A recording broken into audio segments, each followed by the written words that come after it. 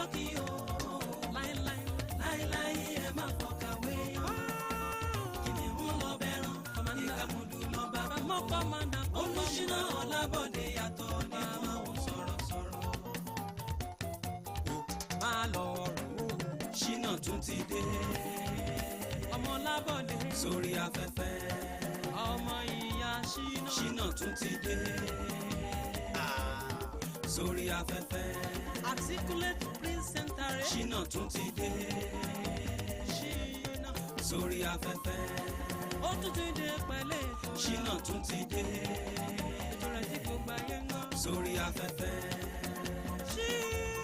Ṣínà tún ti dé Ṣínà rẹ̀ ó sórí afẹ́fẹ́ ọ̀sẹ̀ yìí á tún lẹ́ẹ̀tì ká Ṣínà tún ti dé ọ̀sẹ̀ yìí á tún fa kíkì sórí afẹ́fẹ́ ètò rẹ̀ ó ń kọ́ ní lọ́gbọ́n Ṣínà tún ti dé ìwọ láyé gbé ìwọ láyé gbé ìwọ láyé sórí afẹ́fẹ́ ọkọ̀ ọmọ olú ọmọ sọ̀rọ̀sọ̀rọ̀ Ṣínà tún ti dé Ṣínà rẹ̀ ó sórí afẹ́fẹ́ Ṣínà tún ti dé Ṣínà rẹ̀ ó sórí afẹ́fẹ́ fẹ́ mọ́mọ́ madam mọ́pámù Ṣínà tún ti dé Ṣínà sórí afẹ́fẹ́ Ṣínà tún ti dé Ṣínà sórí afẹ́fẹ́ Ṣínà tún ti dé Ṣínà sórí afẹ́fẹ́ ó tún ti dé pẹ̀lẹ́ Ṣínà tún ti dé ètò rẹ̀ tí kò gbà yẹn ń gbọ́ sórí afẹ́fẹ́ Ṣínà tún ti dé Ṣínà rẹ̀ ó sórí afẹ́fẹ́ ọ̀sẹ̀ yìí á tún lẹ́ẹ̀tì ká Ṣínà tún ti dé ọ̀sẹ̀ yìí á tún fa kíkì sórí afẹ́fẹ́ ètò rẹ̀ ó ń kọ́ ní lọ́gbọ́n Ṣínà tún ti dé ìwọ láyé gbé ìwọ láyé gbé ìwọ láyé sórí afẹ́fẹ́ ọkọ̀ ọmọ olú ọmọ sọ̀rọ̀sọ̀rọ̀ Ṣínà tún ti dé Ṣínà rẹ̀ ó sórí afẹ́fẹ́ Ṣínà tún ti dé Ṣínà rẹ̀ ó sórí afẹ́fẹ́ fẹ́ mọ́mọ́ madam mọ́pámù Ṣínà tún ti dé Ṣínà sórí afẹ́fẹ́ Ṣínà tún ti dé Ṣínà sórí afẹ́fẹ́ Ṣínà tún ti dé Ṣínà sórí afẹ́fẹ́. tí mo bá ń kọrin mi ẹ máa tẹ̀lé mi tí mo bá ń lùlù mi ẹ máa tún gbá lọ tí mo bá ń kọrin mi ẹ máa tẹ̀lé mi tí mo bá ń lùlù mi ẹ máa tún gbá lọ. tèní yàtọ̀ sí tànà tànà yàtọ̀ sí tèní ọ̀tún ọ̀tún lọ́jọ́ ń yọ Abẹ́òkúta pé méjì Ìbàdàn pé mẹ́fà Ṣígámù náà rèé o akọrin ọba.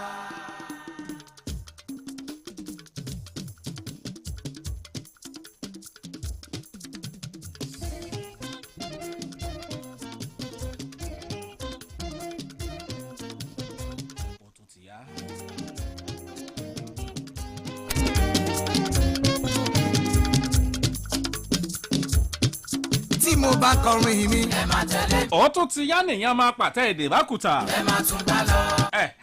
mo bá kọrin mi ẹ máa tẹ̀lé mi. amúni tí mo bá lùlù mi ẹ máa tún gbá. ẹ ti mọ̀ mí mọ̀ ṣe èmi náà dán moment lélẹ́yìí. sí tèmi ọ̀tún ọ̀tún lọ́jọ́ yọ. ọ̀pẹ méjì Ìbàdàn pé mẹ́fà Ṣígámù náà rẹ̀ ó akọrin ọba.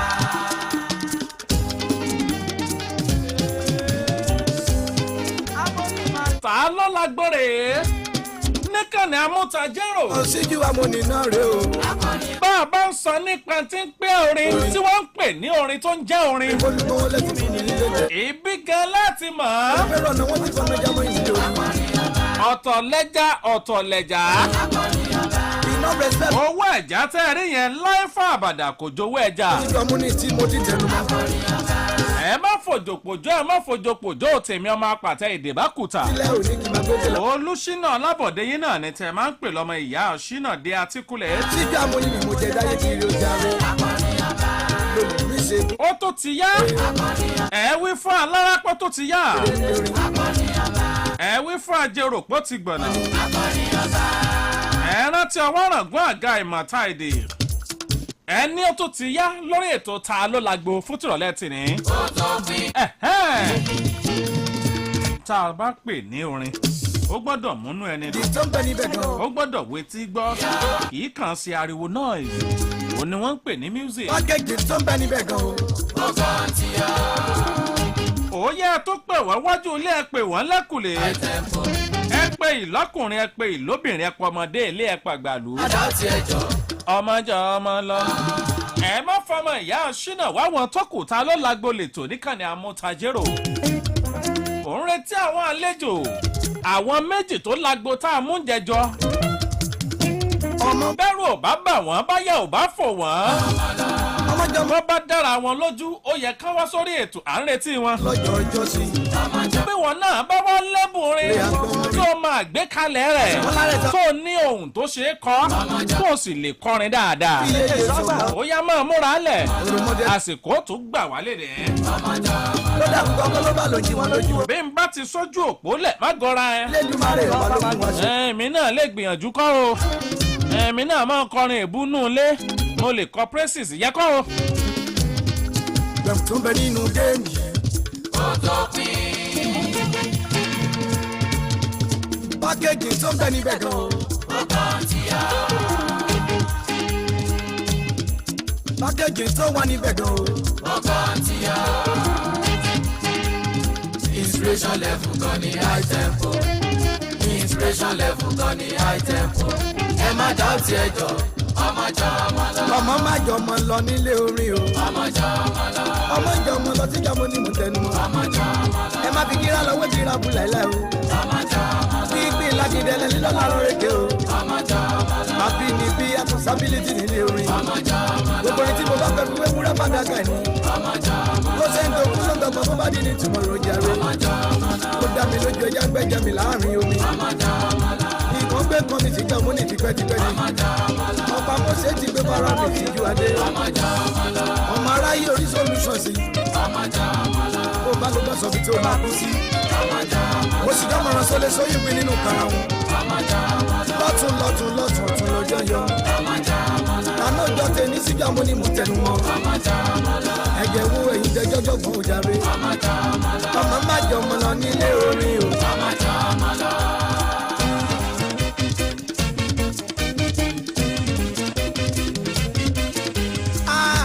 ní tèmi ní tèmi ní tèmi nílé orin mi ò lè jà rólé. mi ò síwájú ẹnìkan. tọrọ mọ ọba ni mí ọba lọ́la ni mo jẹ́ kábíyèsí ni mo jẹ́ ibi abá ti pè lórí. a ò gbọ́dọ̀ fi bẹ́tẹ́lẹ̀. àbárọ̀ mọ bá a gbọ́dọ̀ ṣe dànsákì. torí náà tẹ bá ti rí mi.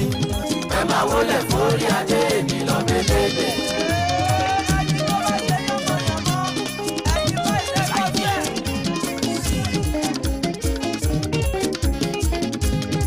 ẹ máa wọlé torí adé àwọn ọlọ́mọ olórin o. ẹ máa wọlé forí adé èmi lọ bẹ́lẹ́lẹ́. torí 1 2 3 4 5 6 7 8 9 ìsìnkọ́tù àmóhónì. bó ṣe wà nìyẹn. níbo lẹ́ máa wà tẹ̀ ní orúkọ àmóhónì. bó ṣe wà nìyẹn. ó ṣe London wọ́n ń jíjó àmọ́. òun tó bá ti yá kankì tó pẹ́ mọ́. ó ṣe lamẹ́ríkà wọ́n ń jíjó àmóhónì à. kó tó di pé àwọn tí wọ́n lágbo. àwọn ti Jámánì àwọn. ṣé ẹ mọ̀ pé ọ̀pọ̀ ló pè wọlé ń jẹjọ. ó sì lójú àwọn tá a mú bẹ̀. àmóhónì. bó ṣe wà nìyẹn. àgàgà Kwara state of àmóhónì. bó ṣe wà nìyẹn. torí 1 2 3 4 5 6 7 8 9 ìsìnkọ́tù àmóhónì. ó sì wà nìyẹn. síjú ọmọnì rèé nínú orin ẹ̀. tó bá máa jọ ṣàkàlà. ibi tí mò ń lọ lóde yìí. ṣàkàlà ṣòkòlò sí ìjọ àmóhónì. bó bá jẹ́ sàkálà. ọ̀rọ̀ táwọn tó bí dọ́dọ̀ kẹ́. jọ sàkálà. bó bá jó sokolo. ẹ̀dẹ̀wá jó sokolo. tó bí dọ́dọ̀ dáyì. bó bá fẹ́ kọrin tó mọ̀ pé ó lẹ́bùn ẹ̀ kọ́. ọ̀rọ̀ lẹ́sọ títí tẹ́bí. bó bá sì ní kọ́ mọ́ wulẹ̀. ọjà yẹ débẹ̀. ó ní tó bí dọ́dọ̀ dá ẹ̀. ọ̀rọ̀ náà lẹ́sọ títí tẹ́bí já sínú gọ́tà. tó bá máa jọ ṣàkàlà. tó bá máa jó ṣòkòlò. ṣàkálà ṣokolo sí ìjọ àmóni. ìyẹn ni ọ̀dà. ṣàkálà ṣokolo. èmi náà lè gbìyànjú ẹni tó bá kọrin tí ò dùn àáfẹ́ tí ara ẹ̀ gbọ́ ló fi jẹ́ wípé ohun tá à ń pè ní orin ó ti kú ònígbẹ̀fẹ́. bí K1 The Ultimate bá lè kọrin pé orin ti dowó tí ń dọ́là ó ti dọ́là ṣe é mọ̀ pé mo ti máa ń sọ fún wa ìyẹn ti kú ònígbẹ̀fẹ́. dìdì gbàgbà ẹni tó yẹ mi. dìdì gbàgbà máa gbọ́ tùgbọ́ yẹn. ẹni náà fún tàmọ̀dò. ìyẹn nǹkan máa yé. ẹni tó bá sanwó àmóni. lèèyàn mi. ẹni tá a bá jẹ nínú owó rẹ̀ làwa mọ̀. ẹni tó ń pò ní ìlú lọ́lẹ̀. dìdì gbà.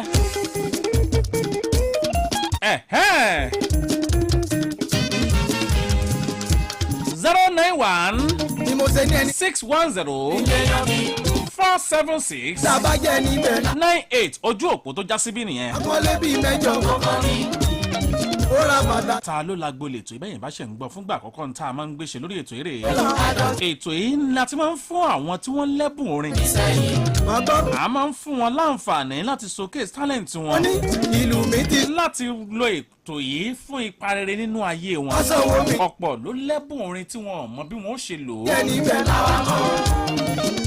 ọ̀pọ̀ ló lẹ́bùn orin tí ò rólùrànlọ́wọ́ kàn máa kọrin kí inú yàrá náà lé ni. bẹ́sẹ̀ ń pè mí. bá a bá fún wọn nírú àyè àǹfààní yìí. ìrẹpẹtẹ. wọ́n bá kọrin jáde. ó ní mú tẹnu. ayé mọ̀ntán gbé dání wọ́n mọ̀ntán ní. jẹ́ níbẹ̀ ni. wọ́n mọ̀ntán gbé lọ́wọ́. bẹ́sẹ̀ pa àmóni. a sì mọ́jọ́ táńgẹ́lì ẹni máa kọjá gẹ́gẹ́ bí olóore. ṣé dà ẹni tó bẹ̀ yẹ ẹyẹ mi. gẹ́gẹ́ bí ó kọ́ iléeṣẹ́ rédíò Impact bẹ̀ yẹ ẹyẹ mi. Business Radio ẹyẹ àwọn. IBR. àbí kí ni. a máa ń fẹ́ láti ní impact nínú ayé àwọn èèyàn sí dáadáa ni. ẹni tá a bá jẹ níbẹ̀. bẹ́ẹ̀ wọ́n náà bá wá lẹ́bùn rẹ̀. akọ́lé bíi mẹ́jọ. ọmọ gbèrè ẹ̀ pamọ́ ńgbà tí ìwé mímọ̀ràn lọ́ngàn ní ẹ̀bùn yẹn á lànà fún un. ó lọ mọ́tò tó. a sì mọ ibi tọ́nà ó ti là wá. Ah. bóyá rú ètò ìlọlọ́run ó lò. jẹ́ kí sẹ́yìn. wọ́n bá ti lẹ́bùn rẹ̀ mi ti sí. àti àgbékalẹ̀ rẹ̀ tó mọ̀ pé o lè kọrin sí beat. Abájẹ́ ni. kí èsì pé ọmọ off beat tàbí off key. ẹni tó. ọ̀tọ̀ ní off beat ọ̀tọ̀ ní off key. béèyàn bá jẹ́ olórin ló lè mọ ohun tí mò ń sọ yìí. béèyàn bá off beat yìí yóò mọ kọrin tàsé ìlú. orí ẹni wú. àwa là ń pè. ìlú lè máa lọ́wájú kórin rẹ̀ máa bọ̀ lẹ́yìn. tí mo bá ń kọrin. kìdìdì sí ya. pẹ̀lẹ́gbẹ́ gbàtì kìdìdì. máa gbọ́tùn gbà. off beat.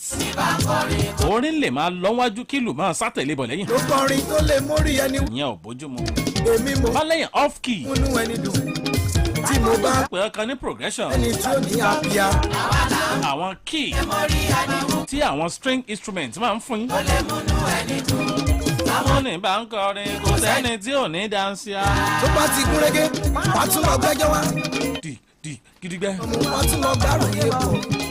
ẹjọ́ wọn kọ́ ẹjọ́ èmi nìkan kúkú ni. atẹ́tísàrò yìí ò ní nǹkan ṣe nílé ayé. ẹ̀bùn lè sọ pé kọ́mọdé má tó kó bọ̀ wálé. tóyin bá tún tóyin lọ́ta ló lè dúró dóyin. tí mo bá ń kọrin kò sẹ́ni tí ó ní dáńsíá. bó bá ń play ní fa òun lè máa kọrin ní sọ wọ́n máa kọrin ní mi. wọ́n ṣe lọ́jọ́ sí wọ́n sọ pé olùgbọ́ ò ní gbọ́. off key nìyẹn. olùgbọ́gbọ́ ó sọ. wọ́n á lọ flat. wọ́n kù ṣe gàgàrà wọ́n sọ páàrẹ̀ ta ò níye. àwọn kankan dẹ̀ ń bẹ tó ń pè ní pass ọgbà nílé orin. nínú voice bí ẹ tó ń sọ pé kò lágbàá. nínú orin. ló dàkú kọ́kọ́ ló bá tó ń jí. béèyàn bá máa pass gbogbo ọ̀jọ̀gbọ́n àlọ́ off key. sọ̀rọ̀ yìí sígbà mo ní màpá láti ọ̀sán ni tí ó ní tàbí. donut ń play fún sọ ní nǹkan. gbogbo àwọn nǹkan yìí lèyàn gbọ́dọ̀ máa ṣàkíyèsí ẹ̀. káà ṣe pé mo kàn lè kọrin. sígbà mo ní. ẹ̀wọ̀n ní nǹkan mo lè kọ́ irọ́. sígbà mo ní màrè o olú ọmọdún ṣe wúkú EFCC musician jọ. ó jù bẹ́ẹ̀ lọ. àwọn tèmi kó mi jẹ àwọn tèmi ńlá mi gan. wọ́n gbọ́ wá bó sàkúrẹ́ wọ́n gbọ́ wá bó ṣe London wọ́n gbọ́ wá bó sàmẹ́ wọ́n gbọ́ wá bó ṣe Germany wọ́n gbọ́ wá bó ṣe Èkó wọ́n kó mi jẹ ọmọ ńlá mi gan. torí. ẹ ti lọ́mọ fún ẹ ti lọ́mọ sá ẹ ti lọ́mọ ikú bá lẹ ọ̀rọ̀ pẹ̀lú wà láyé lẹ́tùnú àtọ́rí àti wà láyé lẹ́tùnú ilé ẹ̀yẹ́ lẹ́ gbogbo gàríjà amọ́lọ́tún amọ́nilọ́sì. ayé wa kalẹ̀ o. mo gbèrèdè mo gbèrèdè mo tàlẹ́nu yẹ́rìyẹ́rì mo gbèrèdè o. wọ́n tún gbọ́ mi mú wọ́n tún gbọ́ mi jẹ wọ́n tún gbọ́ mi lá wọ́n tún gbádùn mi wọ́n tún gbọ́ mi jẹ. ẹtí lọ́mọkún ẹtí lọ́mọká ẹtí lọ́mọ ẹkú balẹ̀ ọ̀rọ̀ wẹ́jọ wà láyé dẹ̀ tún àtọ́rí àti ìlú wà láyé dẹ̀ tún mọ̀ ìlérí ẹlẹ́nu gbogbo ẹ̀jẹ̀ amọ́lọ́tún amọ́nilọ́sì. ayé wa kalẹ̀ o ó dára fún gbogbo wa. ohun tá à ń sọ ni pé ọmọ wa ò ní irun. orin ó ní kíkọ ọmọ wa orin ó ní àgbékalẹ̀ ò ní irun. orin ó ní ètò ọmọ wa kò mà ní fàyà o. kéèyàn lẹ́bùn orin nìkan kọ́ àṣàlẹ̀ lọ sí Amẹ́ríkà. bó bá lẹ́bùn ó gbọ́dọ̀ lóhùn rẹ̀ kéèyàn lóhùn nìkan kọ́ máa lọ sí Amẹ́ríkà o. àṣàlẹ̀ lọ sí Amẹ́ríkà. àṣà máa lọ ní ìlú London. ikú ò ní kọ́mọ wa. àrùn ò ní kọ́mọ wa. ikú ò ní kọ́mọ wa. àrùn ò ní kọ́mọ wa. ìdá ò ní yẹn kú o. ìdá ò ní yẹn kú o. ẹtí lọ́mọ kú ẹtí lọ́mọ sá ẹtí lọ́mọ ẹkú wa lè rọrùn. ẹjọ́ wa láyé dẹ̀ àtọ́rí àti ìlú wa láyé dẹ̀. béèyàn bá wá lóhùn orin ó gbọ́dọ̀ máa gbé kalẹ̀ rẹ̀ wàsá kọ́ o béèyàn bá kọrin kì í ṣe wàsá o. Adékúnlé wàsá kọ́. kò ṣeré. wọ́n sọ wípé eléyìí ti sọ rere. tẹ́lẹ̀ àwọn onífújì gan ìtẹ́lẹ̀ progression ṣùgbọ́n nísìn wọ́n ti ń fọ́lò. àwọn ẹlẹgbẹ́ mi ò ṣe. kẹ́ ẹ lè mọ̀ pé èé ṣeré ẹ sọ pé o àlùjálù lọ́wọ́ wọn ló wà o. kì í ṣeré mọ́. ibi tán bá ti ní ṣe náwó. wọ́n sọ pé màá lára wọn fẹ́. wọ́n bá wá rí màlá ń kọ́. kò ní pé kò sún nínú. wọ́n bá wá rí màlá ń kọ́. kò ní pé kò sún nínú. ó yá sàárẹ̀ ń tó tún lágbo lẹ́nìí ẹ já wò ó bóyá máa rẹ̀ ń tó lágbo ṣé ẹ ti ṣe tán. làwa fi ń ròde. nọ́mbà yẹn rèé èyí tẹ́ 091 ọ̀káyé. ẹ farabalẹ̀ gbọ́ àwọn nọ́mbà sẹ́ dáadáa ẹ fújì gbé. 091 610 àwọn fi ń dúpẹ́ fọ́lù. 476 ẹ sọ pé 98. ọmọ àwọn aláyélúwà làwọn òye. àwọn fáńsì dẹ̀ sọ pé ìṣílẹ̀ àwọn ìkọ́mọ àwọn aláyélúwà làwọn òye. àwọn ọ̀jọ̀gbọ́n ayé o wọ́n foríkorí lórí mísíkì o. wọ́n fi polówó. wọ́n bí ìmọ̀ràn lórí kíkùjì orókè alọ́gbẹ́ barókè nínú. nọ́mbà kejì rèé ẹ farabalẹ̀ gbọ́ 081 wọ́n sọ pé máa kárí. 105 fújì tó mẹ́kárí àgbáyé o. 26487. ojúmọ́. 081 105 26487. ọ̀jọ̀gbọ́n ayé o wọ́n foríkorí lórí. Hello. ẹ lọ́mọ ya sí náà lọ́wọ́ ọlọ́run mo wà yìí o. ẹ máa kú ṣẹ́ẹ̀ Yes ma. ẹ pé ètò ọlọ́run ló ń tò ó. ẹgbẹ́rẹ́ ṣètìlá ló ń sọ̀rọ̀ láti kọ́ ọ̀rọ̀ àpáta. mi ò gbọ́ yín dáadáa o. Tèmídayọ̀ ṣètìlá láti kọ́ ọ̀rọ̀ àpáta ìgbà. Tèmídayọ̀ Ṣèkínà láti kọ́ Ṣèkínà. ọ̀rọ̀ àpáta ìgbà. ẹ bá ń kọ́ ọkọ̀ wọn lẹ̀ olórin ni yín mà. Bẹ́ẹ̀ni. ó yá bá ń kọ́ Tèmídayọ̀ Ṣèkínà lẹ̀ láti kú ọlá. irú orin wo lẹ́ ń kọ yìí mà. orin gospel lẹ́ ń kọ. Bẹ́ẹ̀ni. Yes. ó yá ẹ jẹ́ gbọ́rin gospel tẹ́ ẹ bá kọ láàrin ìṣẹ́jú àyá ọgbọ̀n ń gospel kọ́ síde. Ẹ̀mí mímọ́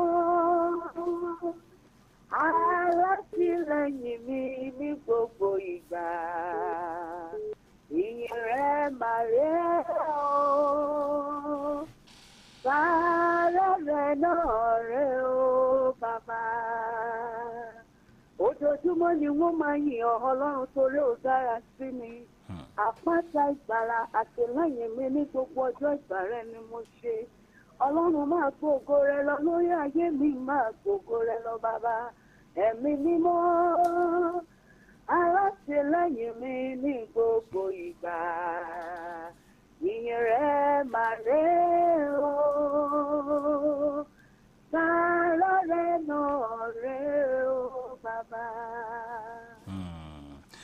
kí lẹ́ porúkọ yín lẹ́ẹ̀kan sí ma. Tèmídayọ̀ Ṣèkínà nìkan. láti kú ọlá àbí àwọn ní olùdíje àkọ́kọ́ ẹ máa bẹ́tò bọ̀. lórí orin gospel làwọn ń kọ ẹ ti gbọ́ yẹn bó ṣe ṣẹ̀rì mọ̀ndòdò ẹ ti gbọ́ yẹn bó ṣe rẹ̀ dòdò. mo kọ́ níjọba torí mo bàbá síwájú mo dá láyé lúwà torí mo bàbá síwájú. òye ẹjẹ́ tún wò ó. mo pẹ́ kọ́ lọ bàbá sẹ́ríkì. ta ló tún wà ń bẹ̀ ẹ̀ ló. bẹ́ẹ̀ bá ti pè wọlé ẹ kú lẹ́gbẹ̀ẹ́ rédíò yín àbí kẹ́ ẹ pa kó tó já. ó tiẹ̀ ti re. 090 nọ́mbà kẹta nìyẹn 22809257 09022809257 oní gospel ti pè ẹja wo ní tẹ́lẹ̀ náà. hello. hello sir. ẹ kúrò lẹ́sà. ẹ kúrò lẹ́sà. Lẹ́sà. sólórin ni yín. bẹ́ẹ̀ ni olórin ni mí o. irú orin wo lẹ́ ń kọ. Fuji music. Fuji lẹ́yìn máa ń kọ. bẹ́ẹ̀ni. irú Fuji wo ni tiyín. New Fuji system. Kí ló kọ yín. Abdulaziz China. mi ò gbọ́ yín. Abdulaziz China. ìsànà ni wọ́n sọ yín. hello. ti dà. a ti máa ń sọ fún wa wípé ètò yìí kìí ṣètò gbẹ̀fẹ́ o. bẹ́yàn bá fẹ́ ṣe awẹ́wà tàbí eré tàbáwàdà ẹ jẹ́ á kò lórí ètò ẹ bá pè mí lẹ́yìn ètò mi ga máa ṣeré pa. àwọn tó mọ̀ mí mọ̀ ṣùgbọ́n lórí ètò yìí àǹfààní àtòrí ọ̀fẹ́ ni ẹ má jà sílò ẹ ń bá ní nǹkan ṣe tó mọ̀ pé òun tó tán òun fẹ́ lo àǹfààní fún ayé ara òun orú ẹni bẹ́ẹ̀ ni kó pè tó sì mọ̀ pé òun ní àwọn àmúyẹ tá a kà sílẹ̀ ó lẹ́bùn orin ó lè compose ìbí bá compose fún ọ lè kọ́ ó ní voice tó ṣe dáadáa tó lè follow beat àti progression ṣe ṣe tí ó mọ̀ flat dábàá fún beat ó dẹ̀ lè kọrin sí beat. àwọn àmúyẹ yìí ó gbọ́dọ̀ ní àgbọ̀ bá ti láwọn àmúyẹ yìí kò sí ní tó ní kí kọ́ ọmọ pè wọlé ká gbé. hello. hello. hello. ẹ kúrò lẹ́. tó lọ́rin ni yín. irú orin wo lẹ́ ń kọ. Fuji lèmi ń kọ sẹ. Fuji irú Fuji wo ti yín. ọlọ́nílà ìpàṣẹ ni. nílà ìpàṣọ. Fuji lẹ́ ń kọ. orúkọ yín. Màrúfù Àkàndé. Mọ̀rúfù Àkàndé. ọ̀yá ẹja gbọ́rin Fuji tẹ́ lè kọ láàrin ìṣẹ́jú àyà ọgbọ̀n. Àkàndé lèmi ń jẹ́ òun fẹ́ sọmọ rí ló ń kí ewé tàkà ló mọ̀ o olórí lọ́gà ń jẹ. Àkàndé lèmi ń jẹ́ òun fẹ́ sọmọ rí ló ń kí ewé tàgbà ló mọ̀ o olórí lọ́gà ń jẹ.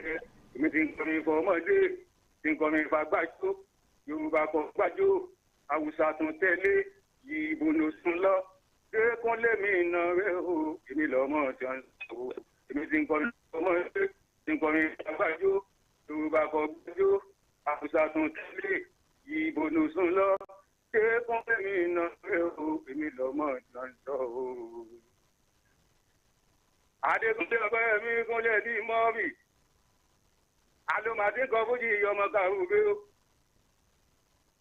ọgbẹ́ mi alómadé wà lórí ìdíjẹ́ kúnlẹ̀ mọ́ọ̀bì ìdíjẹ́ ọ̀dọ́ máa yí kàrúgbé. hello. ẹ ti ń kọrin tó gbà wó báyìí. tí mo bá bùsà lórí tó nǹkan bíi 15 years bẹ́ẹ̀ kò sólú lọ́wọ́ ni. kí lẹ kó kọyín lẹ́ẹ̀kan sí i. Màrúfù Àkàndé. láti bo. sáìdì tí ó yà lọ. kí lẹ pé. sáìdì tí ó yà. tí ó yà. bẹ́ẹ̀. ẹ máa bí tó bọ̀ ẹ̀yin lolùdíje kejì. ẹ ṣeun. àwọn ni olùdíje kejì. ọmọ jẹ́ kí n já wọn sí.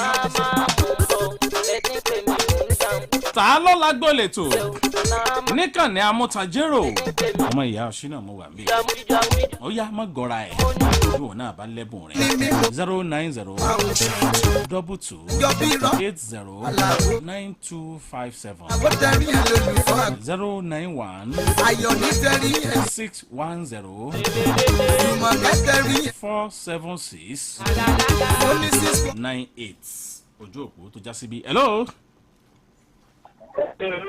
hello.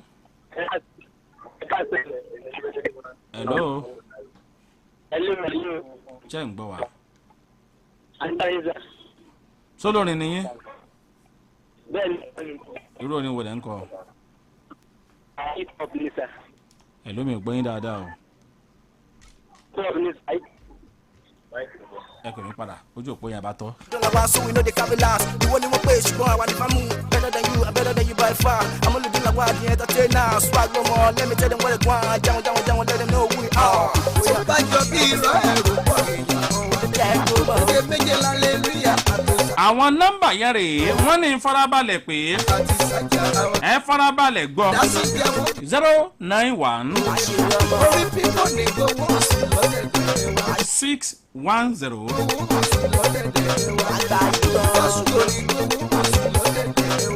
476 98. Àkọ́kọ́ nìyẹn. Ìmí ìtúnrẹ̀ yìí bẹ́ẹ̀ bá pè yẹn náà ibi ni ó jà sí. 081 105 264 87. Ìbí ìtúnrẹ̀ yìí kẹta bẹ́ẹ̀ bá pè é ibi náà ni ó jà sí. olórin tí mo wá gbọ́ ojú orin ìyàwó bèbè. 090 ìbẹ̀lẹ̀dẹ̀ yẹn ẹ̀gbà mú ni èmi àkànníyà. 22 80 ìràwọ̀ tó dẹ́rù bẹ̀bẹ̀ òṣèré o. mímí kan òṣì ti máa ń ṣe fèdè. 9257. aláré ni mí mo kàwé ìjàpá o. ọmọ aláré ni mí. Hello. Hello, ẹ káàsán. Ẹ kúrọ̀lẹ́. Ẹ kúrọ̀lẹ́, àgùjẹ́ mẹ́ta. Sólórin ni yín? À ń gbìyànjú.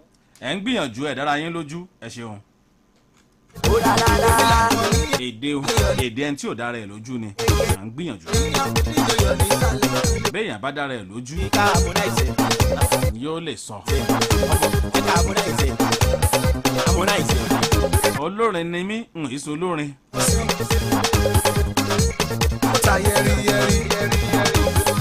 Hello. Hello. Bóyá kẹ́ ẹ kú omi tẹ wà nẹ́tíwọ̀kì ibẹ̀ yẹn ò dáa. Bóyá kẹ́ ẹ kú omi pátá mi tẹ wà yẹn nẹ́tíwọ̀kì yẹn ò dáa ń bẹ̀ rárá. À ń gbọ́. Orúkọ mi ni Àjàfàrú. Mi ò gbọ́. Orúkọ mi ni Àjàfàrú. Hello. Ẹ kú omi tẹ wà tẹ ẹ ká pè mí padà. Mò ń gbọ́ yín ti yín o, mò ń gbọ́ yín o. Hello. Ẹ kúrọ̀lẹ́ o.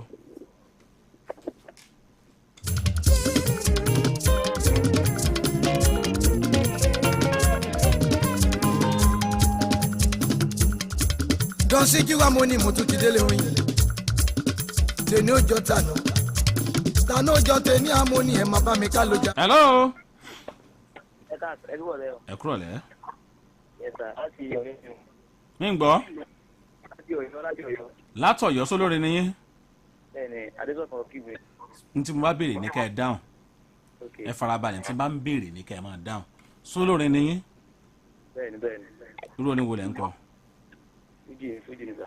Irú fújì wo lẹ̀ ń kọ? Ẹ̀rọ ti Fújì gàbí. Fújì garbage lẹ̀ ń kọ? Bẹ́ẹ̀ni. Ṣé Barrister lẹ́yìn ni? Bẹ́ẹ̀ni. Barrister lẹ́yìn? Sáà. Ṣé Barrister lẹ́yìn ni? Rárá. Gbẹ́ lẹ́ ń kọ fújì garbage. Táwọn bàrí fáńtì ọ̀bá mú yín ẹ̀rọ ògònù. Kí lẹ̀ porúkọ yín? Hello. Ó ní fóònù 100,000. Bóyá lẹ mọ̀ pé ara àdánwò làwọn tí mò ń ṣe fún yín.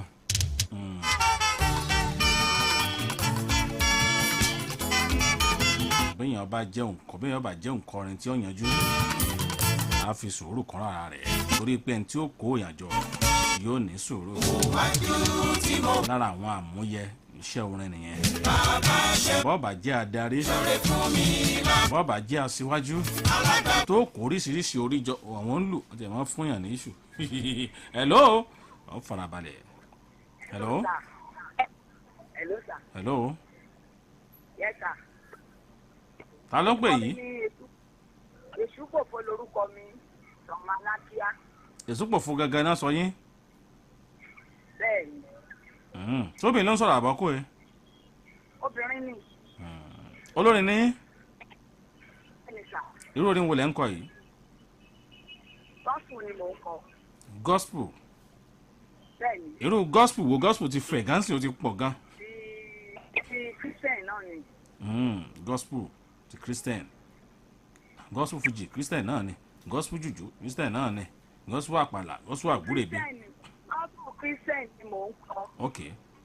Ọya ẹja gbọ́ gospel tẹ́yìn máa ń kọ. Ọba àwọn ọba. Olúwa àwọn olúwa. Ìmọ̀ ọjà òye ènìyàn. Ọba mímọ́ ò ṣe é.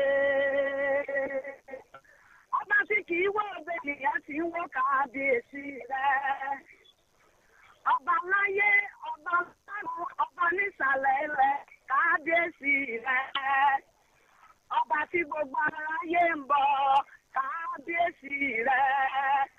Ọba tí wà kí ayé tí ó tó wà. Òun tí ó wà nígbà tí ayé tí ó sí mọ́. Ọba tí ń jẹ́ mi ni máa ṣe bẹ̀rù. Òun bẹ́ẹ̀ ló lè ṣe bẹ́ẹ̀ láyò. Kábíyèsí rẹ̀. Mo yí ká tó, mo yí ká òsì. Mo forí balẹ̀ pákìrì sórí.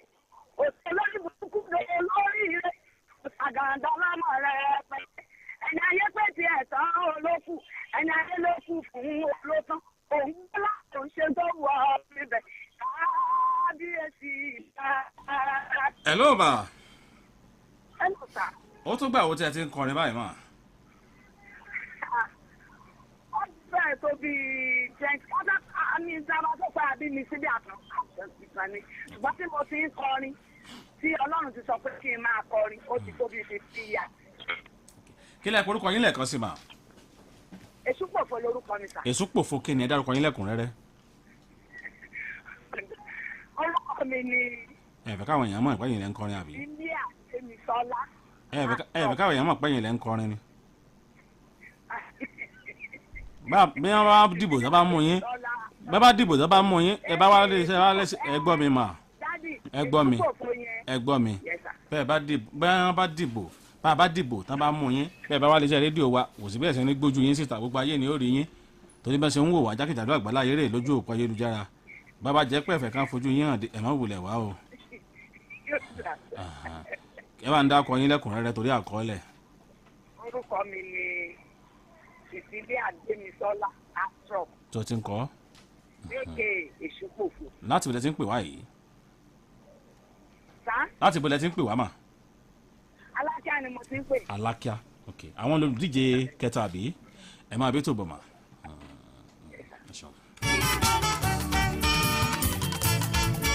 Yínká James rèé Adonai. Nígbà tí mo wò wájú tí mo wẹ̀yìn, mo wá rí wípé bàbá Ariwo kọ́ ni music tán máa ń sọ yẹn òótọ́ mà ní. alágbàwí ẹ̀dá ó ṣeun. Orin tí ó dò tí ó gbà mú ṣe ó gbọ́dọ̀ sẹ́lẹ́ńsẹ́. Kì í ṣe gbùrùgbàgbà. Já mẹ́nìkan sí ká wá dìbò. Hello. Hello. Ẹ̀lú ẹ̀ka tó sà. Ẹ kúrọ̀lẹ́. Ẹ̀lú ọ̀lẹ̀ sà. Sọ́lọ́rin ni yín. Bẹ́ẹ̀ni sà. Irú orin wo lẹ́ ń kọ yìí? Hip hop ni sà. Hip hop lẹ́yìn ń kọ. Bẹ́ẹ̀ni sà. Irú hip hop wo ni ti yín? Yorùbá. Yorùbá. Bẹ́ẹ̀ni. Ṣé rap lẹ́ ń kọ àbára ń bì? Rap náà ni mo dẹ̀ tún kọ orin náà sí. Ok, kí ló kọ yín? Orúkọ mi ni Àjàó Farouk. Àjàó Farouk. Bẹ́ẹ̀ni sà. Níbo lẹ ti ń pè wá yìí? Mo pè láti Arímọ́. Arímọ́. Bẹ́ẹ̀ni. Arímọ́ ti kọ́ àbí? Arímọ́ ti Ìbàdàn. Alright. Hip hop lẹ́ ń kọ. Bẹ́ẹ̀ni sà. Ọyẹ ẹ̀kọ́ ẹ̀já gbọ́. Ibi inú gámọ̀ ni wọ́n máa pè é lọ́lọ́. Hello. Rapid ni. Hello. Ọmọ ológo. Hello. Ọmọ ológo. Hello sà. Ẹ mọ̀ tẹ́ bá kọ ẹ mọ̀ sọ ìsọkúsọ láfẹ́fẹ́ torí ẹ̀yin ní hip hop artist Bẹ́ẹ̀ni tèmi sà. fẹ́ fún yín láàyè ni pé ìsọkúsọ pọ̀ fún yín àwọn ọ̀rọ̀ tí ò bá fẹ́fẹ́ mu ọmọ pọ̀ lẹ́yìn òní lẹ́nu ẹ̀yìn oní hip hop kì í ṣe kí mo fi bú yín o máa sọ ọ̀rọ̀ sọ bí ọba ẹ máa sọ ọ̀rọ̀ sọ òdàkùn ayé òní mú wa o ọ̀ya let's go.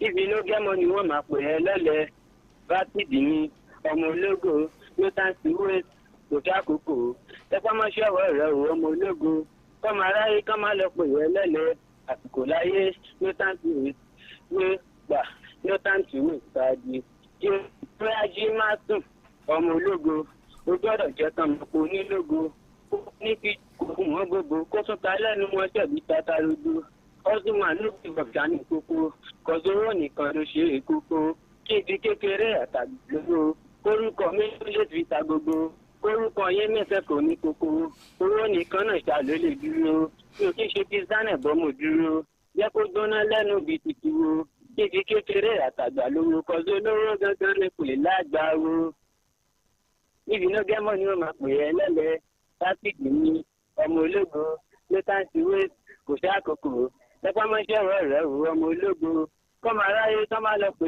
é lọ́lẹ̀ àsìkò láyé ló tá sí wé. all right kí ló porúkọ lẹ́ẹ̀kan sí i. Àjàó Farouk ni sà. Àjàó Farouk láti. Àrèmọ all right ó ní olùdíje kẹrin àbí yes ẹ máa bí tó bọ̀. ẹ já wá dìbò. kí ló ṣe mí tèmi ò ní. gbẹdẹdígbẹdì gbẹdẹdígbẹdì. oore tó ṣe láyé mi tó pọ̀ o. àti rí àwọn mẹ́rin tó lágbo. kò ṣe fẹnu sọ o. ẹni àkọ́kọ́. ìgbà ó ti ṣe. àwọn ní Tèmídayọ̀ Zekinat. nítorí gbogbo èyí tẹ́ ẹ ti ṣe. Sekina ok kò ń ṣe Sekina tó Sekina yẹn Sekina of glory.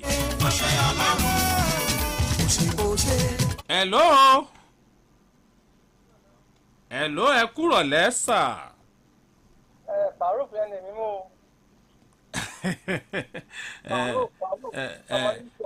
ok mo ti gbọ́ yẹn tí ẹ ní sùúrù ẹ jẹ́ ń kà wọ́n fún yín náà ẹ jẹ́ ń kà wọ́n fún yín kẹ́ ẹ tó mẹ́ńtẹ́ dìbò fún ẹ jẹ́ ń kà wọ́n fún yín. Tèmídayọ̀ Sekina láti Kuọ́lá. gospel ni wọ́n kọ àwọn náà kọ́ pé wọlé tá kọ gospel yẹn. ẹnì kejì Mọ̀rúfù Àkàndé láti Tíọ́yà. Fújì làwọn kọ ńlọlùdíje kejì kọ. ẹnì kẹta àwọn ní Cecilia Gbémisọ́lá Èṣùpòfo. gospel làwọn náà kọ. lága lè ní mú wa o mo mọ pé wá mo mú ìrì wa o ọpẹ́ lala lè ní mú wa. Àjàó Farouk. bí mo lẹ́gbẹ̀rún àwọn kò tó yí bàbá o. ń ló kọ hip hop tán láìpẹ́ yìí. sábọ́ sọ́dọ̀ mi. ó yá. mo sọ pé níbi dáradára. máa kọ́ bọ́n bá ṣe bó ṣe tó ń sọ máa lè ṣe bẹ́ẹ̀ jẹ́ nǹkan bó ṣe tó. a nílò òtítọ́ lẹ́ni ní ogún rere ọpẹ́ làlá rè ọpẹ́ làlá dá o ọba mi àwọn onítún nira o agbègbè ìṣó ọpẹ́ báyìí mi ọ̀sẹ̀ kan mi dẹ̀rí o ọ̀sẹ̀ kan mi dòdò ọpẹ́ bàlújẹ́ mi dá o ọbànújẹ́ mi láyọ̀ ọpẹ́ báyìí mi ọ̀sẹ̀ ẹkún mi dẹ̀rí ọ̀sẹ̀ kan mi dẹ̀rí o ọ̀sẹ̀ mo dúpẹ́ ọ̀sẹ̀ kan mi dòdò ọ̀sẹ̀ ọbànújẹ́ mi láyọ̀ ọpẹ́ báyìí mi torí pé bàbá ṣe ń ṣiṣẹ́ rẹ̀ òun ló gbẹ̀dẹ̀gbẹ̀dẹ̀ ó yá ẹjẹ́ àdìbò hello bó ti kà wọ́n fún yín hello. hello sir. ẹ kúrọ̀ lẹ́sà. ẹ kúrọ̀ lẹ́sà o. yes sir ó kọ yín yìí. orúkọ mi ni Benjamin atẹ láti Mọ́níà. ok tálẹ̀ dìbò fún nínú àwọn mẹ́rin yìí. nọmba 3 tó pè ní Cecilia Gbémisọ́lá aka Èṣùpòfo from Alákíá. ẹ ṣeun bàbá mi mo ti ẹ ti kún Yes, ẹ ṣeun thank you. hello ore. ó yá ẹjẹ́ dìbò fún àwọn tó máa lágbo àwọn méjìlá mọ́ hello. àwọn tí bò wọ́n bá pọ̀ méjìlá. Hello. Hello, yes sir. Ẹ kúrò lẹ́. Wòlíì Ọbádínà ló ń sọ̀rọ̀. Wòlíì Ọbádínà. Bẹ́ẹ̀ni. Mo kì í sà. Láti àpáta. Yes. Àti kú ọlá yẹn ni mo mú torí ẹ̀ sí ìmísí. Orin wọn ní ìmísí ìyọ̀n Ṣẹ̀kínà. Bẹ́ẹ̀ni. Ẹni àkọ́kọ́. Ẹ ṣeun àdúpẹ́. Wọ́n lórin wọn ní ìmísí ìyìn lẹ sọ bẹ́ẹ̀. Hello. Ẹ kúrò lẹ́. Ẹ gbóhùn òkè o. Dikin Alákindé láti Ìpàgùn Òkè Ọ̀nà Olódó. Dikin Alákindé. Láti Ìpàgùn Òkè Ọ̀nà Olódó. Yes, tálẹ̀ dìbò fún sà. Màmá Ìsúpòfo ni o. Màmá Ìsúpòfo, ẹ ṣeun. Tọ́lánú tó lè fi sọ̀rọ̀ o.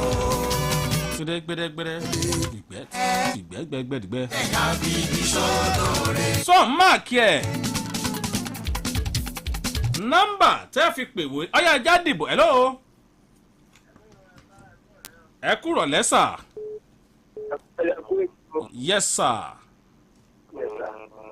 Orúkọ mi ni Brent Adéṣu. Ẹ̀yà wọn ṣe pàpàpà. Tálẹ̀ dìbò fún.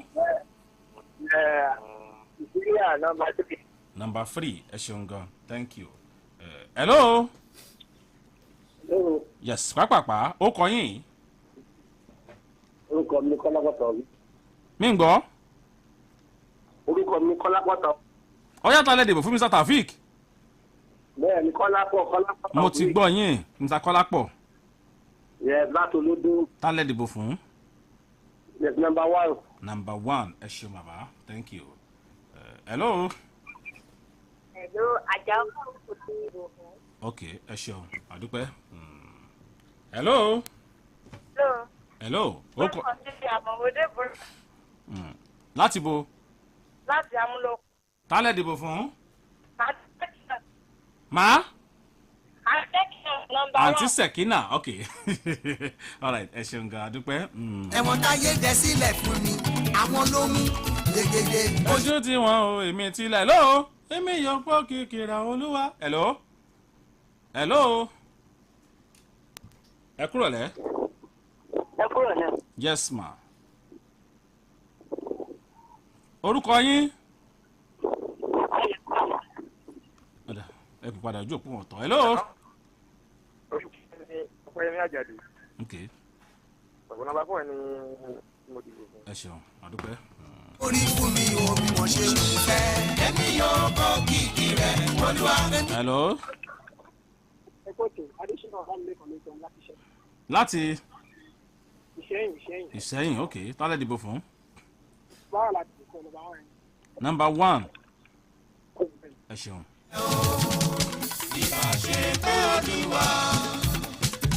Ẹ̀yin tí ẹ̀ ń lo nọ́mbà kan láti máa fi pè dìbò fún èèyàn kan náà lẹ́ẹ̀mẹ́ 200 bẹ́ẹ̀ ṣe ń pè ló ń láti ń rúkọ yín ń bì ọ̀sùnmọ́ tẹ́ ẹ fẹ́ dá ẹ̀ tó pe merit agent láti sẹ̀líkà yìí ẹ ti pè tẹ́ ẹ̀ mẹ́ta nísìnyí báyìí mi ní gbé nọ́mbà yẹn mọ́ torí ojú òpó application tá à ń lò ó ti ń fi nọ́mbà yín hàn pé ẹni ti pè lẹ́ẹ̀kan tẹ́lẹ̀ ẹni kò sẹ́pẹ́ tẹ́ fẹ́ dá sí hello bẹ́ẹ̀ bá ti pè lẹ́ẹ̀kan nọ́mbà yín ó hàn pé ẹ ti pè tẹ́lẹ̀ kí n bá gbé mo kàn fẹ́ gbọ́ tẹ́ni ẹ sọ ni hello mo gbé o mo gbé kò sígbà tí kò sí nọ́mbà tí mi gbé ok mo ń gbọ́ yín. ó fẹ́ dàbí ìtàn ayé ara tèmi náà ni torí mo ṣe wà ìgbà tí mo wọlé ìwé mo dá nìkan tí mo rí pé lóye ìwé mọ́. hello hello. mo ti gbàgbé wípé iṣẹ́ ní pẹ̀lú ìpè ní bọ́lé ilẹ̀ dídá ló. owó ẹ̀yin dẹ́n tó pè hello. ọmọ ìyá sínà. láwa lọ́mọ wà yìí. mo ṣẹ̀ṣẹ̀ darapọ̀ mọ́ yín ni mo dẹ̀ fẹ́ mọ bó ṣe ń lọ olóyè Ismail ọmọẹlẹ́yẹlé ló kọ́ mi. àwọn olùdíje mẹ́rin la ní. ẹni àkọ́kọ́ gospel làwọn kọ Tèmídayọ̀ Ṣẹ̀kínà wọ́n kọ gospel. ẹni kejì Mọ̀rúfù Àkàndé wọ́n kọ fújì. ẹni kẹta Cecilia Gbémisọ́lá Ìsúpòfo wọ́n kọ gospel. Àjàó Farouk lẹ́ni kẹrin hip hop ló ń kọ. ẹni tó kọ fújì ẹni kejì yẹn mo dín mo mú o. ẹni tẹ́ ẹ̀ gbọ́ tẹ́ ẹ lẹ́ẹ̀ mú èyí ń ṣe mọ́rú fújì tó kọ. fújì yẹn náà wà pé fújì ni mo láìkì. ó ti dá. fújì mo láìkì. tọ́ba jẹ́ pé tọkọ láìkẹ́ nǹkan sẹ́yìn mọ̀ bóyá láìkẹ́ kọ́mọ sún ara torí pé fújì lẹ́yìn fẹ́ kò sí wàhálà ó ti yé mi ní ẹ̀ bá sì fẹ́ ní pọ̀ lọ́rọ̀ ẹ̀ ni alright no problem alóhùn fújì là dìbò fún un. hello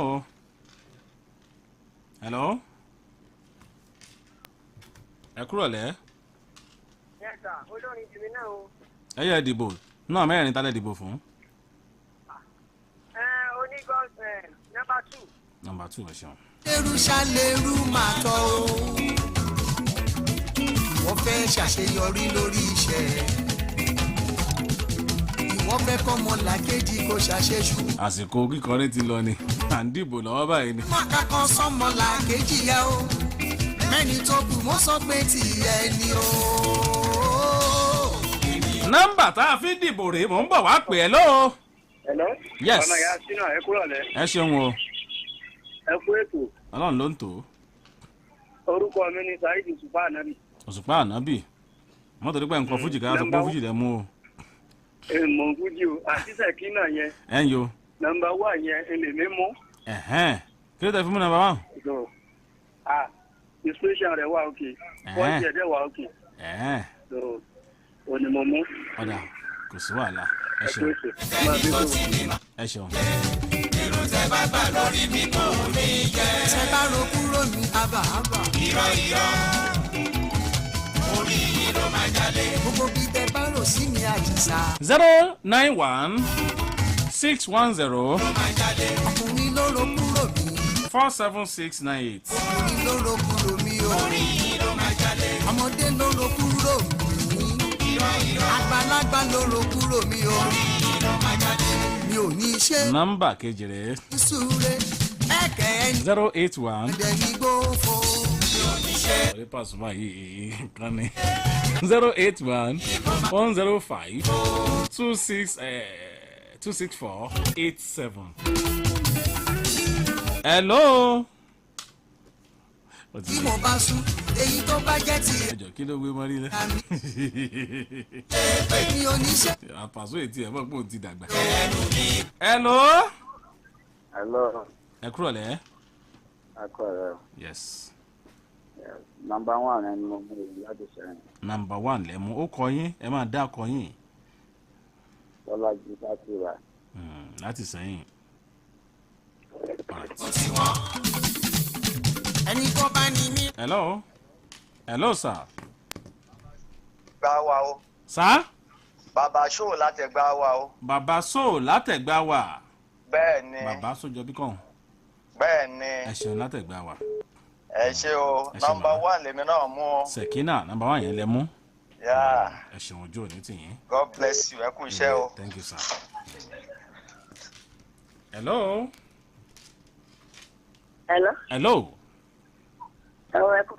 ẹ kúrò lẹ́sìmà. ó kọ yín. orúkọ mi ṣe òbí kólé. tálẹ̀ dìbò fún yìí. nọ́mbà 1. nọ́mbà 1. ẹ ṣeun. ẹ máa rí tajé ṣe máa rí mọ̀ nílò. jẹ́ n fèlè ìkádìí ẹ̀ ńlẹ̀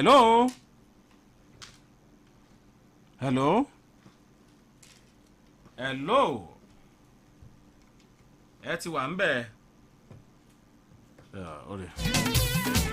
ayọ̀tẹ́lẹ̀ lórí ọmọ kò ní bàjẹ́. jẹ́ mú kàn sí. hello. ẹ kú lẹ́gbẹ̀ẹ́ rédíò yín àbí kẹ́ ẹ pa. orúkọ mi ni ìfẹ́ olúwa ọpẹ́yẹmí. ń bẹ tí ń pè wá yìí.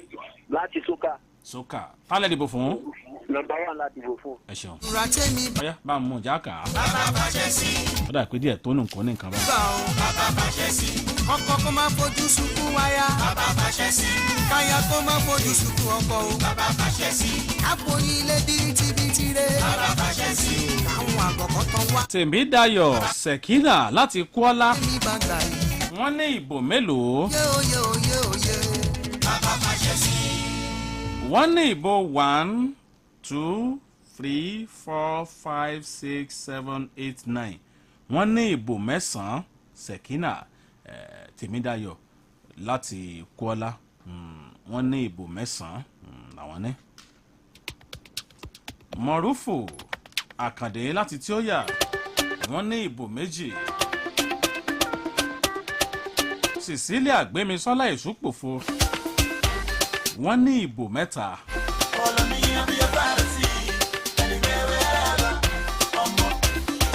Farouk Ajao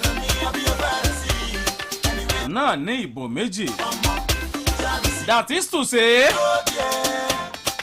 Tèmídayọ̀ Sẹ̀kínà àti Èṣúpòfo àwọn méjèèjì la máa host lórí ètò lọ́sẹ̀ tó ń bọ̀. Amutajero ní ká ẹ máa bọ̀, ẹ ti débí káago 5 ó tó lù.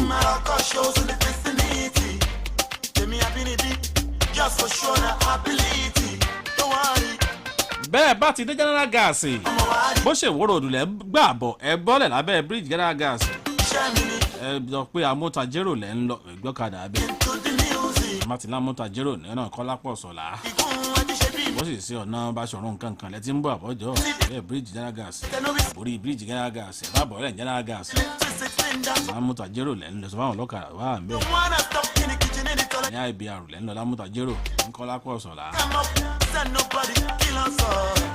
Ẹ débí káago 5 ó tó lò kájọ wá náà tán bí owó lórí ètò. Káwá wẹ́n tó lagbo nínú Tèmídayọ̀ Sẹ̀kínà àti Cecilia Gbémisọ́lá Ìṣúpòfo. Ọ̀sẹ̀ tó bọ̀ látúpàdé fún àkọ́tún ètò Ta ló lagbo. Bẹ́ẹ̀ bá lóko tó fẹ́ bá mi sọ nọ́mbà yìí ni kẹ́ ẹ pè mí sí. Ẹ lè pè mí àbí kẹ́ ẹ WhatsApp mi sórí ẹ̀. Ẹ gbọ́ o 080 52 17 0931. Bóyá fẹ́ sọ ń gbọ̀wọ́ ètò yìí báyìí náà fẹ́ dá sí 080 52 17 0931 52 17 0931 on the number yẹn. Ẹ ṣé DJ IBK wà mí àjọṣe ni. Olúṣọlá Àjàó ló jẹ́ ẹ máa rí mi wò lójú òpó Facebook.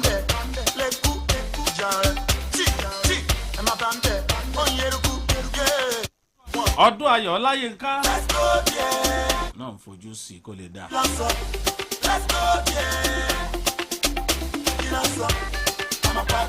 Ìyanu Peters náà wà ń bì agbọ́ròyè lédè Gẹ̀ẹ́sì ẹ jẹ́ mọ́ dìde. Olúṣínà Ọlábọ̀dé ló kọ tèmi tẹ́ máa ń pè lọ́mọ ìyá Ṣínà the articulate. Ó di lọ́sẹ̀ tó máa pàdé jọ Wednesday nínú kíláàsì bọ́ọ̀ bá wá kíláàsì máa fọ́n kókó rúlà lọ́wọ́ mo lè fọ́n kó gbé kun mi láago 4:00 lọ́jọ́rú Wednesday já pàdé nínú kíláàsì. Ó di lọ́sẹ̀ tó ń bọ̀ lórí ètò Ta ló lagbo.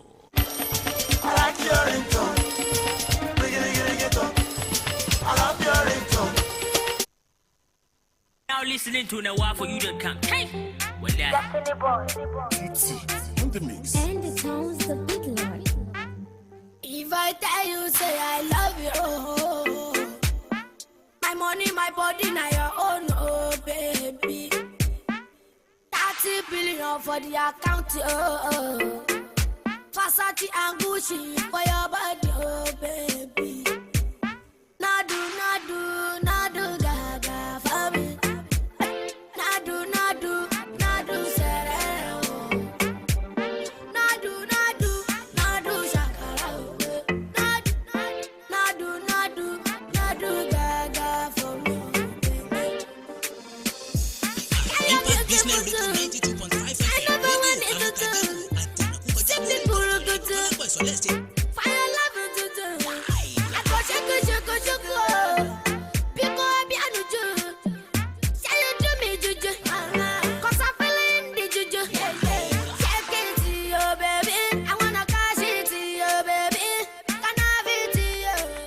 Do not carry it. Amutajero, IBR 92.5 FM, Ibadan. We are black. We are the people. We are Impact Business Radio 92.5 FM. The only business radio in southwest Nigeria. Don't touch that dial. Ajana kókó jámúrí nǹkan fèrè bá balẹ̀rìn ká sọ parí ni. IBR 92.5 FM ẹ máa gbọ́ rípo ojoojúmọ́ là Amutajero.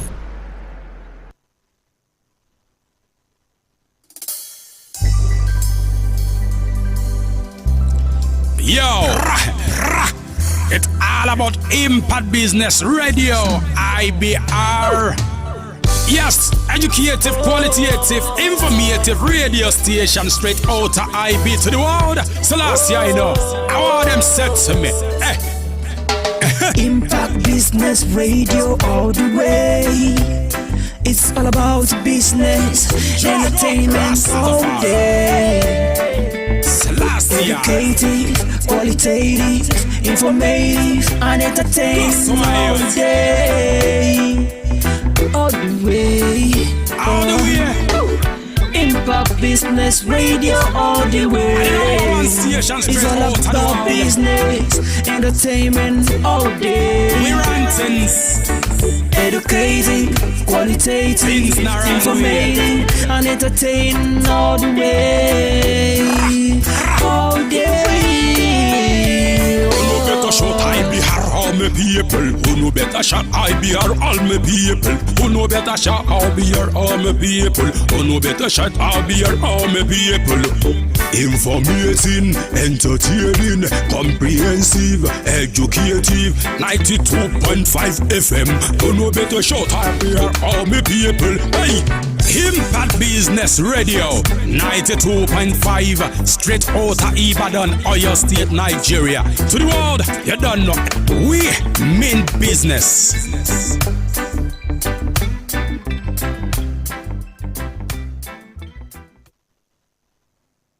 We lead, they follow.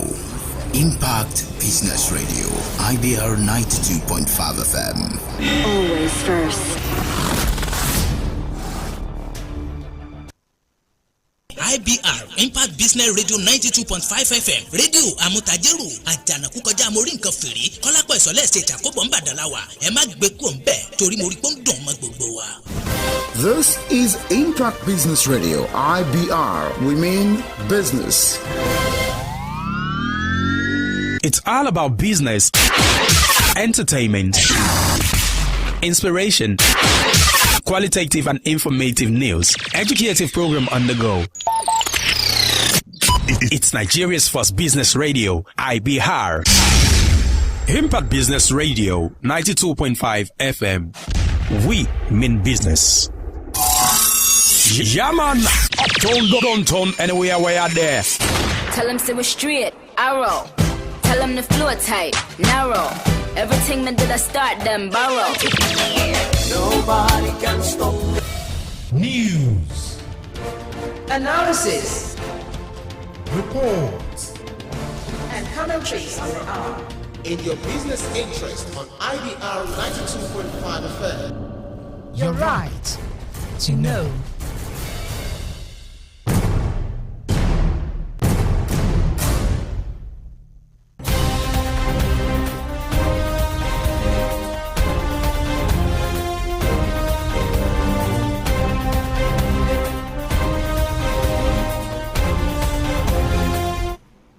Good evening. Here's the news at 6 on Impact Business Radio, IBR 92.5 FM. The headlines. Federal government meets with ASO over lingering strike. JAM assures readiness for a successful conduct of 2022 UTME. United Nations says over 4 million Nigerians might face severe pain of food insecurity in coming months. Now the news in details. I am Golabo, Famous School. The federal government is currently in a meeting with the Academic Staff Union of Universities, ASO. The meeting, led by the Minister of Labour and Employment, Chris Ngige, is attended by the representatives of the union.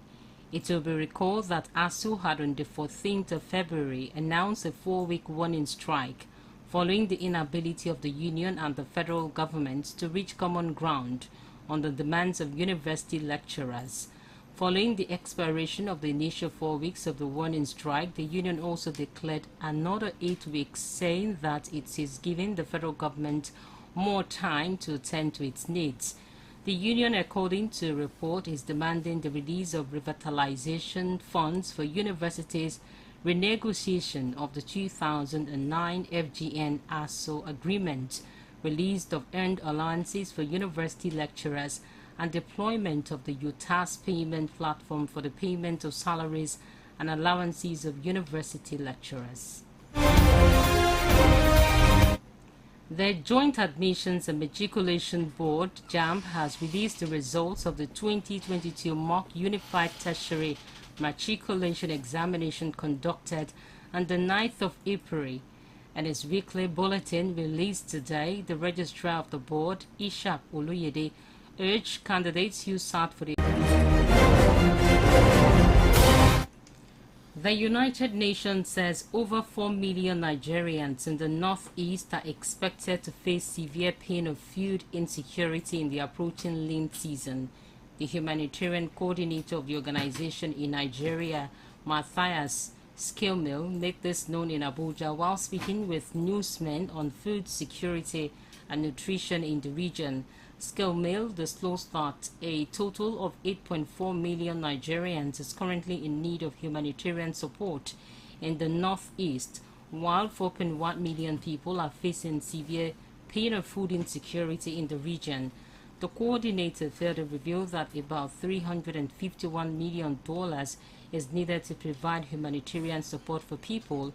A call on the federal government and the international community to urgently mobilize resources to prevent food crisis in the country. Skillmill noted that without food assistance, desperation may compel vulnerable people into transactional sex, child labor, and selling of their few possessions. Also speaking, the head of special duties, Federal Ministry of Humanitarian Affairs, Nadia Soso, said food security and nutrition in the north remains a priority to the federal government.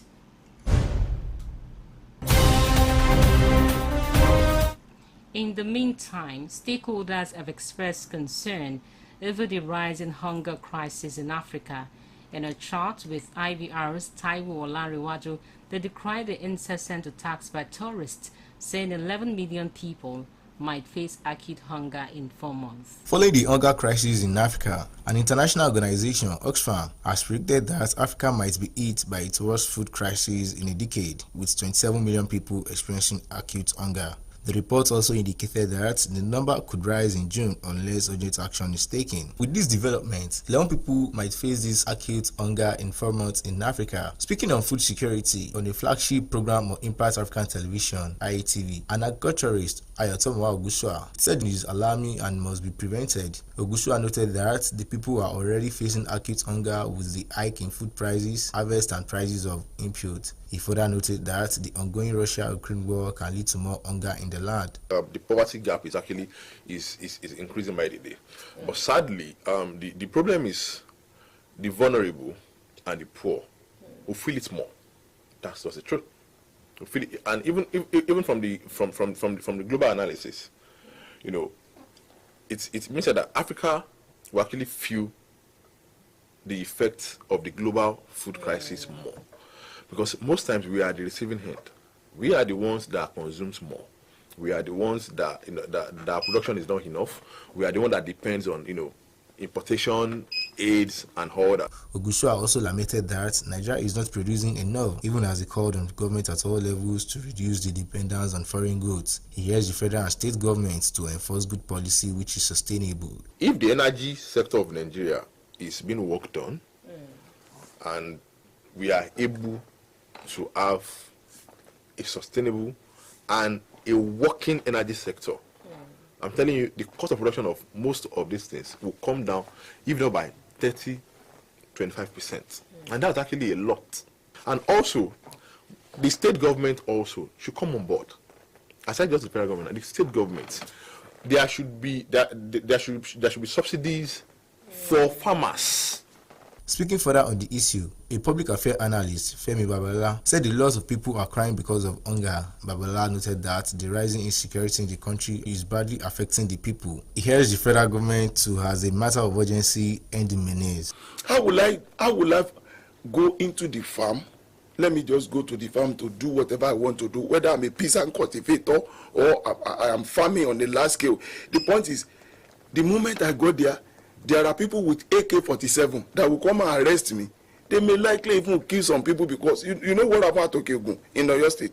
They kill people. Everybody has to run away from that place from the farm, only for their animals, their cows, to be feeding on the crops of the farmers. So how are you expecting them to stay there? Nobody should predict that there's going to be hunger. Do we need any predict? No prophet should tell us. Taiwo Olanrewaju, Impact Business Radio News.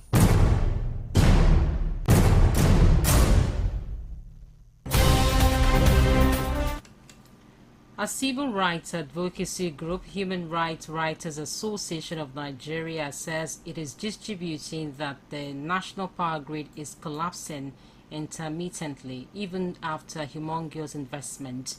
In a statement, the national coordinator of the group, Emmanuel Onwubiko, lamented that despite trillions of dollars borrowed by the present administration to improve the megawatts produced by generating plants in the country, the national grid keeps wobbling with perpetual outages that threw businesses, homes, and the entire country into darkness. Onwubiko therefore called for a comprehensive forensic financial audit of the power sector. This is coming after the collapse of the national electricity grid, making it the third time the grid has collapsed within the space of 1 month. In the related developments, Nigerians have continued to lament the epileptic power supply of electricity across the country. In a chat with Impact News crew, they decry that the irregular distribution of power is having negative effects on their businesses. Ayodele Fake completes the report. The statement made by the Minister of Power, Abubakar Aliyu, that the federal government is monitoring and reviewing the operational licenses of electricity generation and distribution companies has continued to generate ripples. Ali had said, due to the poor service delivery in the sector, the government is exploring opportunities that will, in the short term, deliver the much desired results.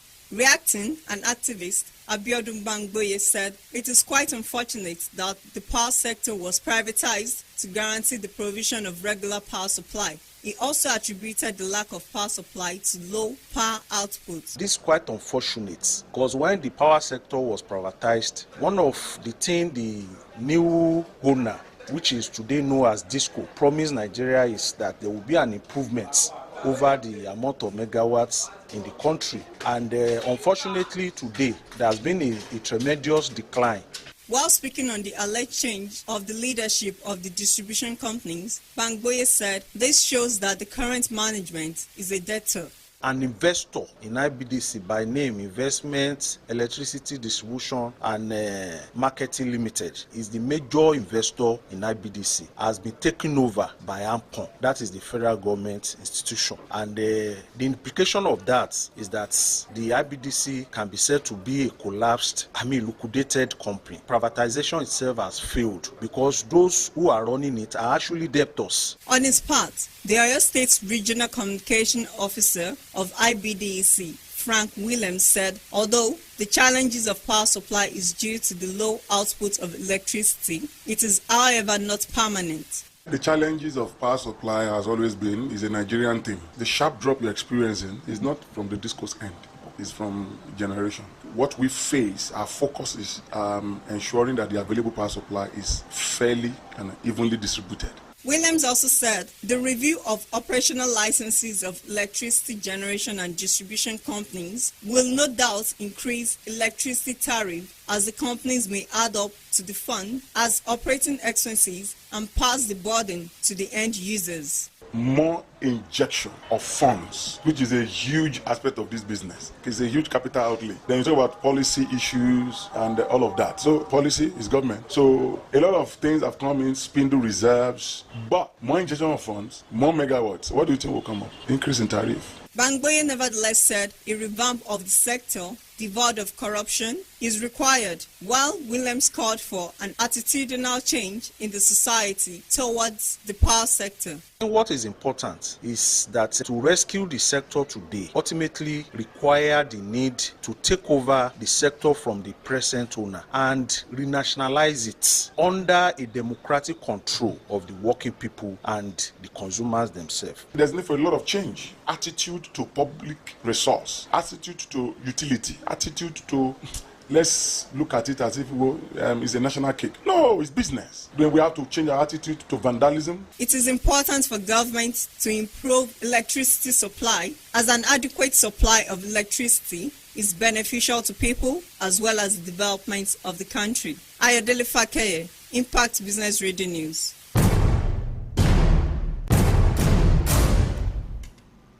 The chairman of the Nigerian Governors Forum, Kayode Fayemi, says there is no part of the constitution that says the local government are the third tier of the federal system of government which the country operates. Speaking with newsmen in Abuja, Fayemi argued that the current federal structure only recognizes the federal and state governments. He also debunked claims that the state governors frustrate the local governments by spending their statutory allocations. He noted that the state government headed by governor should be at liberty to determine how local councils and the states are operated.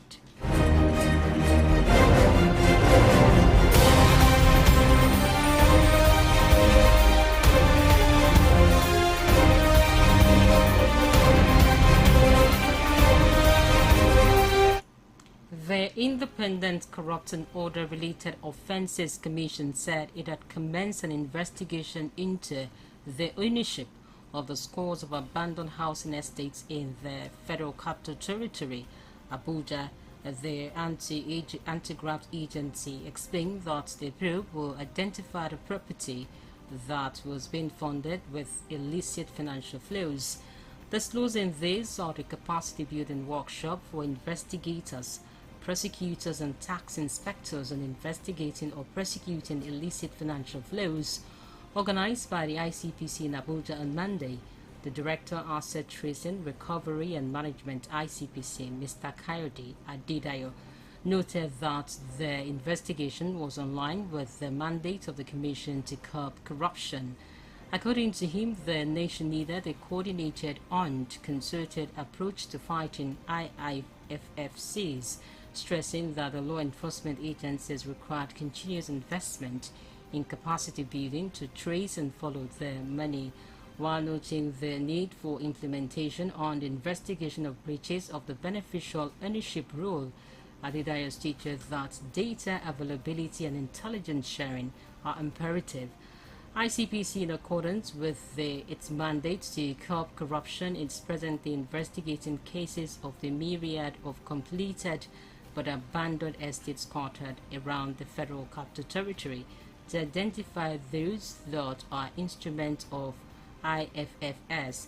Furthermore, we are collaborating with the National Assembly to investigate, study, and promulgate appropriate legislation to stem the tide of corruption in the real estate sector, the director said.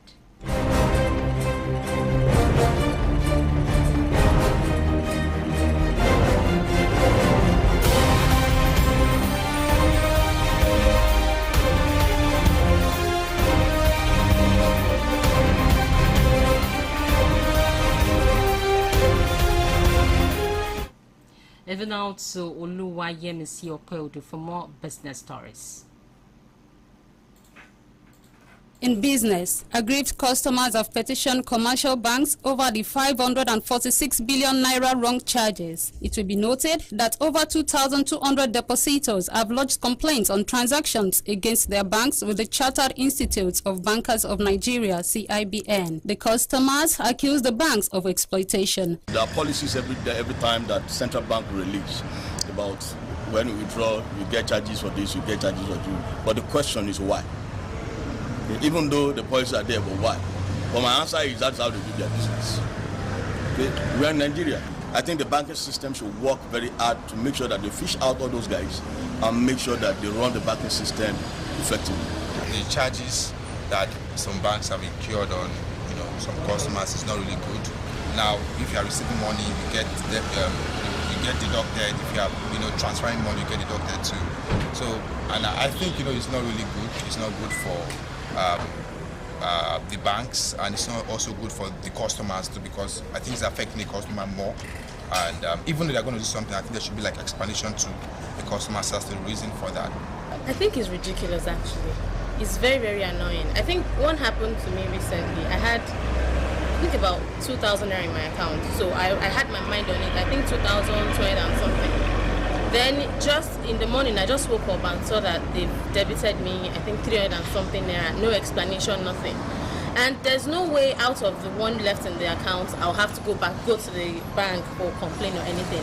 That would mean that I'm wasting money, because when I get there, I'll have nobody to talk to, because there will be a whole lot of people there. So it's just ridiculous, honestly. And I feel it's cheating. It's cheating because they know you can't come.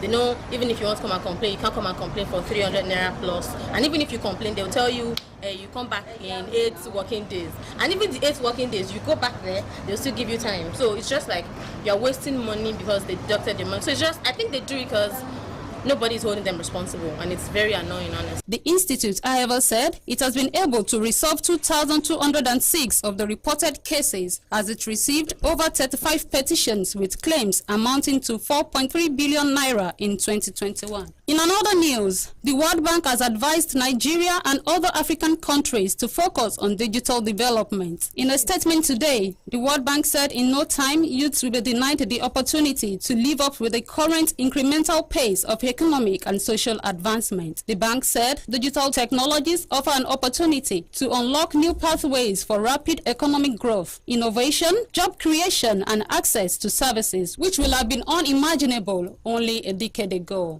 That ends the business segment for today. I am Oluwayemisi Opeodu.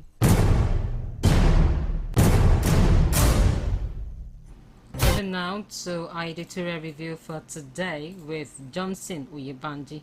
Today's Punch editorial pays attention to the rising insecurity in the country, saying that Nigerians must act to avoid anarchy. It notes that it is evident to Nigerians both home and abroad that the government has lost control of the system, citing an example of the raging violence in Kaduna State and other states in the northwestern part of the country. It faulted the government on its response to the issue of insecurity, claiming that instead, the regime continues to play sectional politics. It urges the federal and state lawmakers to amend the 1999 Constitution to facilitate state policing. It also calls on Nigerians to make their voices heard by insisting on the fundamental restructuring of the country into a true federalism. On its part, the Vanguard newspaper editorial for today pays close attention to the need to continue the COVID-19 protocols and checks. It recalled the federal government's move to relax restrictions of public gathering, which was imposed in April 2020 as a means of controlling the spread of the pandemic. In its call, the paper also echoes the statement of the chairman of the Presidential Steering Committee on COVID-19, Boss Mustafa, that those attending political gatherings such as campaign meetings and votings should strictly adhere to the safety measures issued by the Independent National Electoral Commission. The paper concludes by admonishing the masses to maintain social distancing, wearing of nose masks, washing of hands with soap, and the use of hand sanitizers. It also calls on the Independent National Electoral Commission to remain resolute with its implementation of the COVID-19 protocols in all its conduct during the forthcoming campaigns and elections.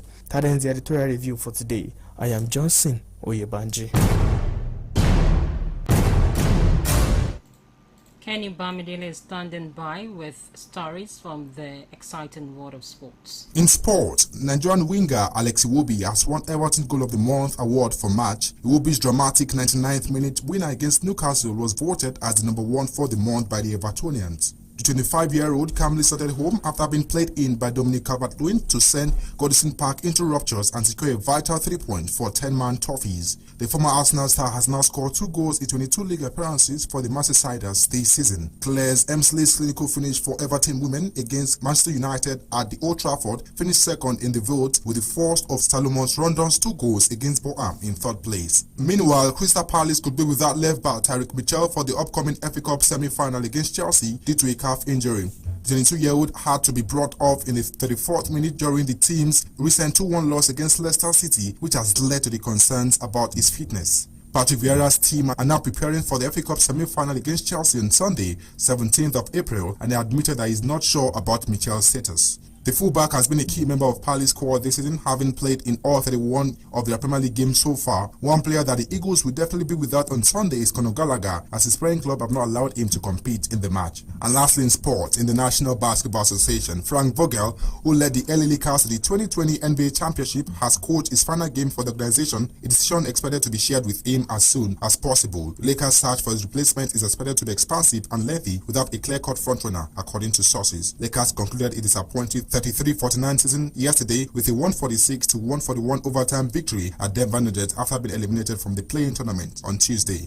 My reaction is I haven't been told, and I'm going to enjoy tonight's game, celebrate what these young guys did in terms of scratching and clawing, getting back in this game, getting a W, and we'll deal with tomorrow.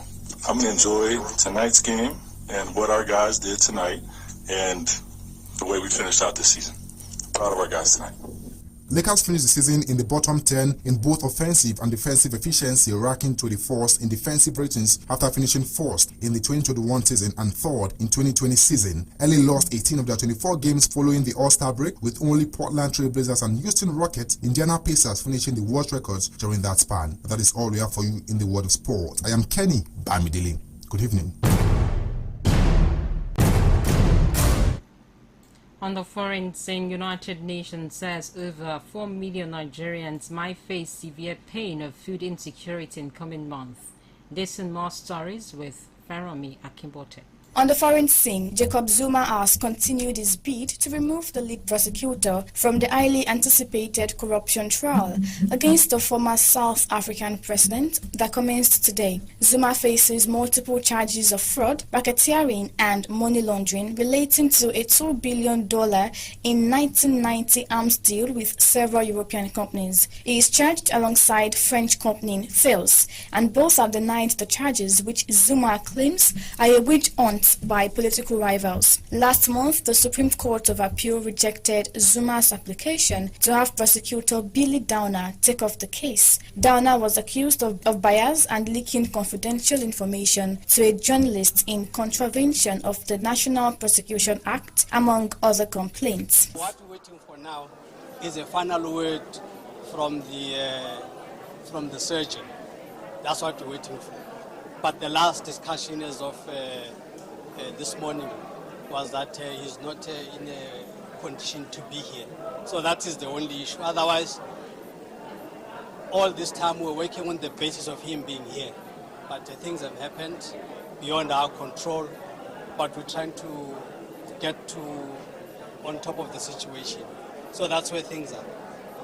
Still in South Africa, hundreds of Operation Dudula members have marched through the streets of Durban demanding that the government takes strong action to deal with high numbers of illegal immigrants. The protesters sang and chanted anti-immigrant slogans under the watchful eyes of the police. They then proceeded to Point Police Station, where they handed a memorandum with demands. They called for government actions to address the issue of undocumented immigrants alleged to be involved in various criminal activities. So the issues are that people are coming to the country but they're not documented and the government is doing nothing about it. It's difficult to find them where they commit crime, and we just need our departments to actually enforce the laws that are there, because these laws are there but they are not being enforced. I don't understand why we should be called xenophobic, because all we are asking is that people need to be documented when they come to this country. It's done at other countries, but people are not called xenophobic. But why are we being called xenophobic when South Africans are doing it? Away from that, Gambian President's political party has won a narrow victory in legislative elections held on April 9. According to the country's Independent Electoral Commission, Adama Barrow's National People's Party won 19 out of 53 parliamentary seats set up for grabs. This means that although the NPP has overturned the majority held by his main opponents, the United Democratic Party, they will have to seek for a coalition to govern the 58-seat chamber. The president will have to appoint 5 additional lawmakers from his own party in the next few days, including the Speaker of the House. President Barrow took power in 2017 and was re-elected last December, ending over 2 decades of dictatorship under Yahya Jammeh. Among several challenges facing the Gambian president in West Africa's young democracy, a response to recommendations from a commission that investigated crimes committed by the state under the Jammeh regime is expected. These are the people who will represent us at the parliament. They are there for we. Anything we decide, we have to go with them and tell them this is what we're looking forward. We put them there so that they can stand for us.